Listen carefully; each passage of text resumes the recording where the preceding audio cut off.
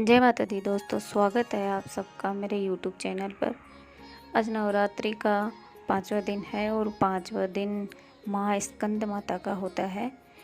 आप सब पर स्कंद माता की कृपा बनी रहे, आपकी सभी इच्छाएं पूरी हो, यही ऐसी कामना मैं करती हूँ।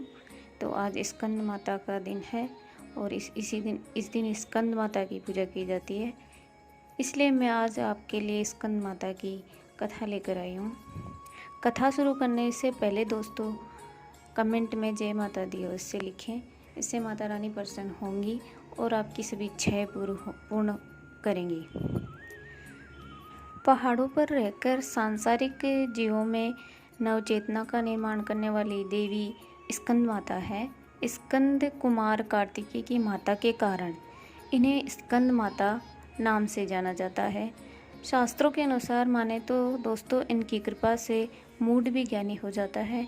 इनकी उपासना से भक्त की सारी इच्छाएं पूरी हो जाती हैं, भक्त को मोक्ष मिलता है। वहीं यह भी माना जाता है कि इनकी पूजा करने से जिन दंपतियों को संतान नहीं होती उन्हें संतान की प्राप्ति होती है। दैत्य वज्रांग के पुत्र का नाम तारकासुर था। तारकासुर बाल्यावस्था से ही सृष्टिकर्ता ब्रह्मदेव का बड़ा भक्त था। एक समय वह मधुवन नामक पवित्र स्थान पर कठिन तपस्या करने लगा। हिंदू शास्त्रों की माने तो तारकासुर ने एक पेड़ पर 100 वर्षों तक तपस्या की थी। उसने केवल पानी पीकर ब्रह्मा जी को प्रसन्न करने के लिए तप किया। एक समय ऐसा भी आया जब तारकासुर ने पानी का भी त्याग कर दिया और 100 वर्षों तक जल के भीतर तपस्या की और फिर अग्नि में 100 वर्ष तक तप में लगा रहा। तत्पश्चात 100 वर्षों तक उन्होंने दोनों हाथों पर खड़े होकर उल्टा तपस्या की थी। तारकासुर के इस घोर तप से ब्रह्मांड में भूचाल आ गया, वह तीनों लोक हिलने लगे। तारकासुर के इस कठिन तपस्या से भगवान ब्रह्मा जी अति प्रसन्न हुए और उसके सामने प्रकट हुए और बोले, हे तारका, मैं तुम्हारी तपस्या से प्रसन्न हूँ, वर मांगो वत्स।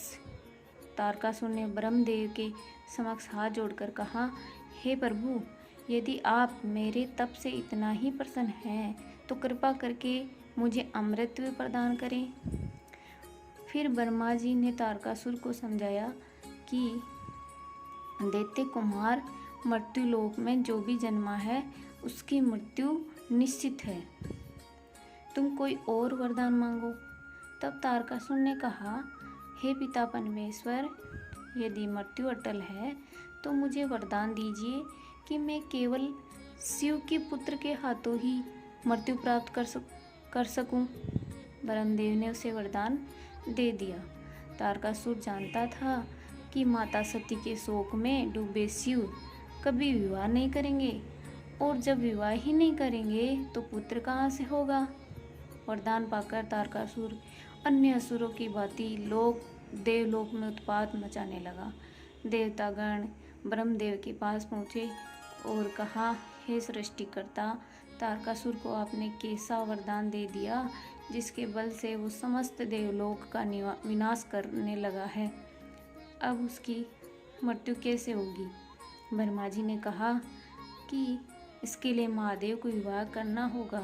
तत्पश्चात जो उनके पुत्र होंगे उसी के हाथों तारकासुर का अंत संभव है।